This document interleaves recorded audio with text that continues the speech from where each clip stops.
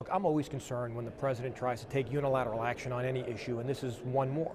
Look, we have to take meaningful steps to decrease gun violence. And I don't think the actions that the president is putting in place will actually bring us to that end. We need to make sure that the records are in the database that are necessary to identify people who shouldn't have a gun. We need to prosecute those who fraudulently try to obtain a gun.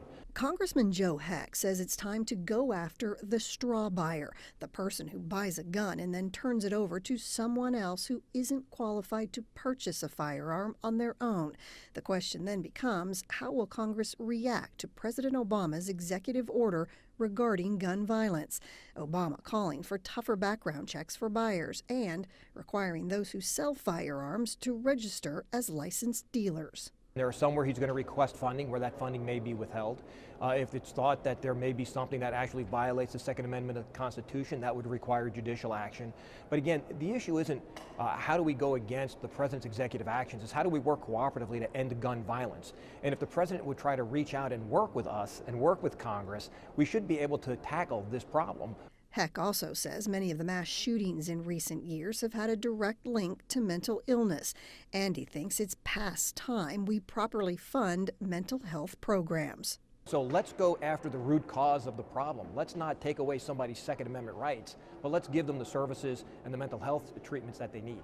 All of this discussion happening as we move closer to November's presidential election. Heck says the key issue is clear. I think when you look at what's happened around the world and what's happened in our own backyard in San Bernardino, that national security is going to be one of, if not the major issue discussed on the campaign trail this year. Certainly, we'll continue to have discussions about jobs in the economy, about health care, about education, but I do believe national security will be the #1 issue this election cycle.